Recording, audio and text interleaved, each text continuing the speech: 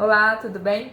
Hoje eu vou falar sobre sexismo no esporte, utilizando 3 documentários de curta duração, produções originais Netflix, inclusive alguns deles premiados na sua categoria.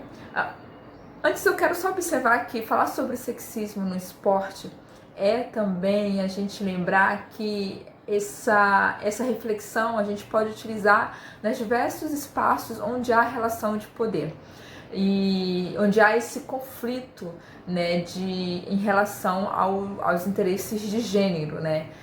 Historicamente, as mulheres elas ocuparam papéis inferiores na sociedade, né?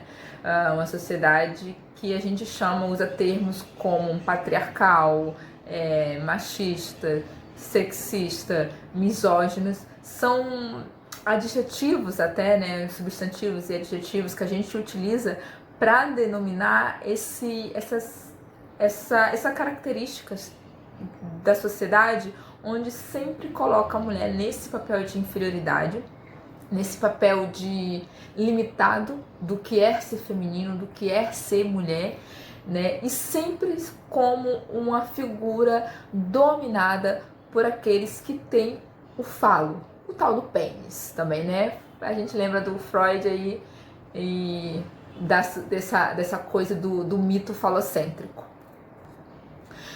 Mas o que é o sexismo, né? Sexismo é uma discriminação fundamentada pelo sexo biológico, ou seja, as relações de poderes muito mais envolvendo essa coisa da identidade de gênero e tudo mais. Há uma relação de poder fundamentada na sociedade, acreditada pela sociedade, que colocou, dividiu, separou, qualificou, etc., pessoas com pênis, pessoas com vagina, e colocaram dominador, sabe aquela dicotomia do poder? Quem manda e quem obedece? Então, quem tem o pênis manda, quem não tem, obedece.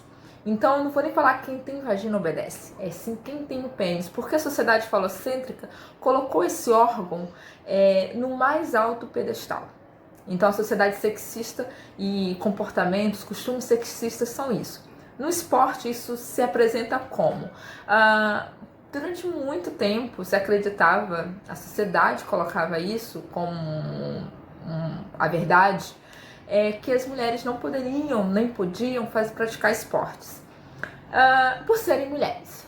Simplesmente isso. É lógico, a sociedade, o costume ratificava isso, a igreja também ratificou isso, enfim, isso virou o consenso geral. Mulher não participa de esportes em relação à questão do sexo biológico, né? E ter esse sexo biológico que te dá uma vagina, que te faz menstruar, a mulher foi colocada em um lado super limitado que a gente conhece na sociedade como a mulher do lar, a dona de casa, a mãe, a esposa, a filha, né? Papéis sempre desempenhados em função do poder dos homens, né? Dessa dominação. Isso é totalmente opressor, né? Porque existem inúmeras possibilidades de ser o que você é, em primeiro lugar, né? De você ser o que você quer ser. Deixaram a gente sonhar com isso e a gente está buscando isso até hoje. E enfim, acho que e em decorrência até de, historicamente falando, as mulheres têm provado que elas conseguem ocupar espaços além desses que foram colocados obrigatoriamente para ela. Não significa que a mulher vai deixar também de desejar ser uma dona de casa ou um casamento, ser mãe, não significa nada disso, né? A gente não pode também colocar uma radicalidade nessa situação, mas sim que a mulher tenha todas as opções possíveis que a sociedade ofereça para ela, né? Assim como os homens têm inúmeras possibilidades de ser engenheiro, médico, advogado, jogador de basquete, jogador de futebol, e ser pai, e ser motorista, e ser porteiro, e ser, enfim, inúmeras profissões as mulheres também têm. O que historicamente não acontecia, né? As profissões todas eram votadas para os homens, né? Direito, medicina, etc. funções religiosas também, né? Até hoje, a maioria das religiões, do candomblé ao catolicismo, etc., tem algumas particularidades em relação às mulheres, né? Por questões religiosas, por justificativas religiosas. Mas enfim, o que esses documentários têm? Deixa eu falar até os nomes deles. O primeiro que eu assisti foi o Ladies First, que é sobre uma jovem indiana que vai ser uma atleta do profissional do arco.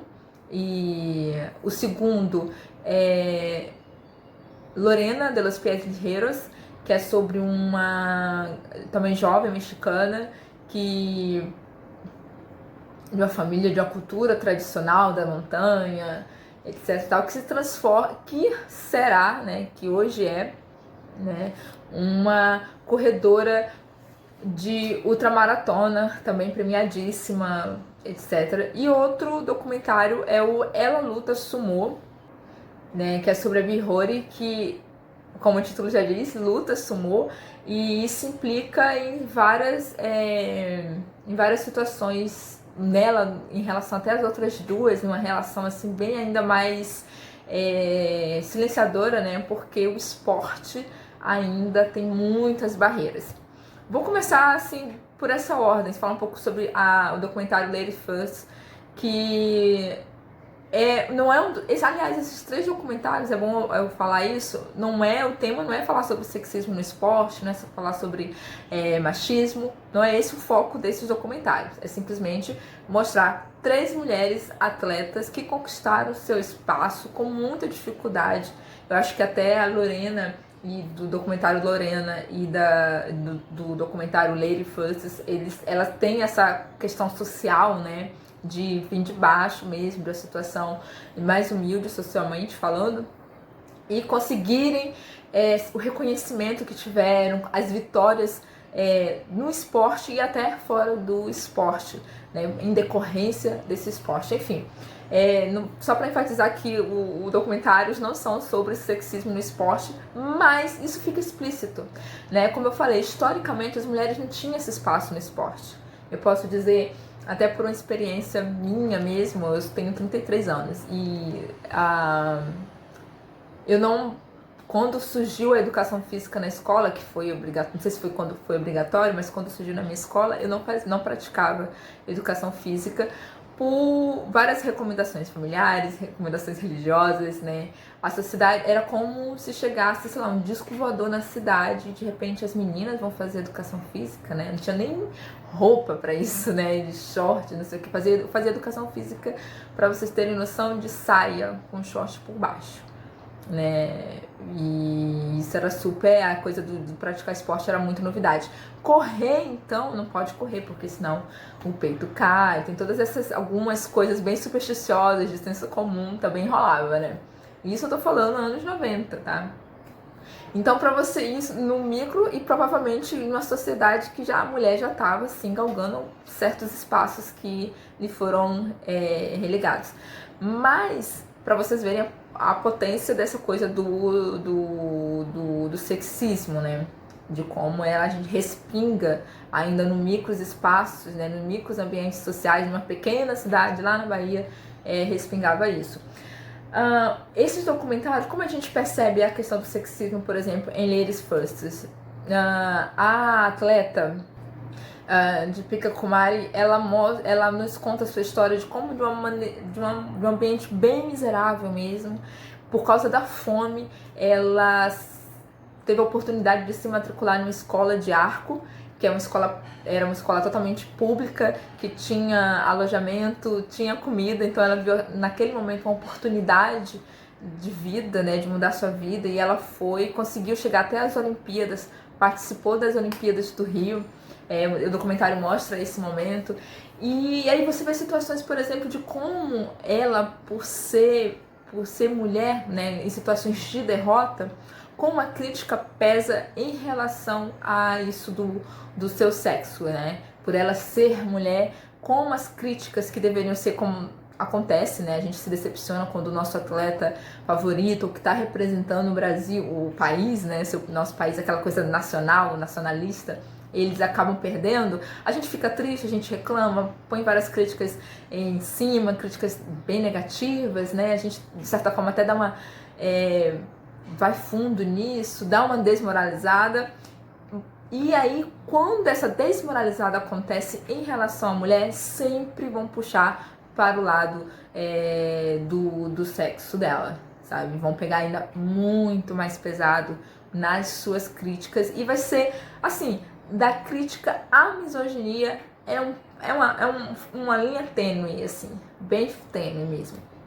E há outras situações, por exemplo, onde você vê um cara, né, e a gente tenta aqui dar aquele respiro de que, como ele fala de forma muito natural numa entrevista, o tio dela, da Kumari, dá uma entrevista falando que sim, eu batia na mãe dela, ou seja, na sua cunhada, né, ele é irmão do pai da Kumari, então a mãe da Kumari é sua cunhada, ele agredia, né, porque deixava a filha fazer ou brincar na rua ou estar numa escola de esportes, enfim, ele batia e achava aquilo. Ele fala de uma maneira até risonha no documentário que eu fiquei assim, uau. Ele acha a coisa mais. E ele põe isso, acho que a última fala até dele é que ele fez o que ele achava certo, né? Algo do tipo. Ele acredita. Enfim, é bizonho demais, ele fala como se fosse coisa mais natural e é aceitável, né? Então ninguém chegava ali pra dizer, cara, você tá errado, não, porque toda a sociedade ali em volta achava aquilo muito natural, muito normal. E no documentário Lorena, lá das Pies Guerreiros, você tem uma percepção assim também de como o sexismo age em pequenas comunidades, né, bem forte, e como essas mulheres elas conseguiram escapar disso, né, porque você tem o relato dos pais da Lorena falando, até ele tá falando sobre si, sobre a sua infância, de como ele descobre essa vocação para corrida e ele vai falando como é aquela pequena comunidade ali no México, né?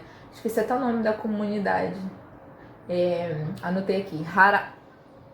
Haramuri. Acho que é isso. Haramuri.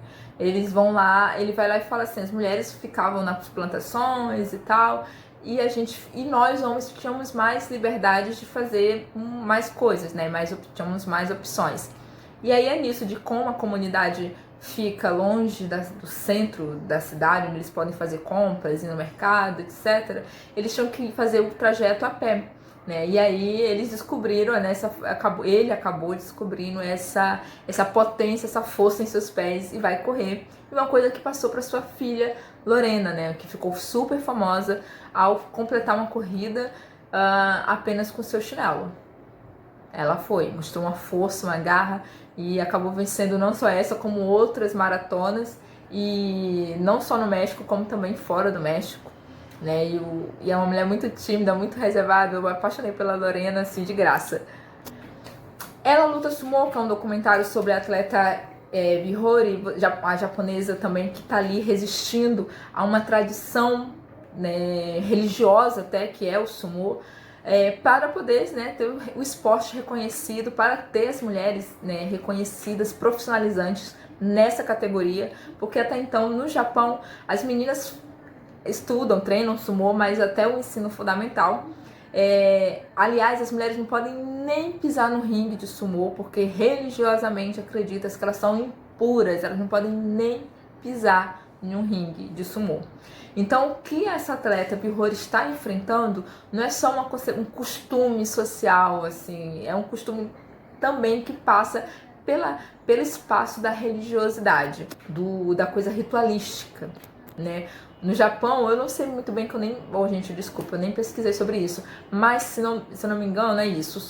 O sumo tem uma característica religiosa muito forte no Japão, porque é uma luta histórica, sei lá, dos antepassados que tentavam explicar, sei lá, os deuses, a criação do mundo, alguma coisa do tipo. Tem uma função religiosa muito forte nessa sociedade. E o Japão é uma sociedade ultra tradicional, que até mesmo sendo um dos territórios mais modernos do mundo, não abre mão tradições do passado. Tá aí 3 documentários para quebrar esse tabu de mulheres no esporte.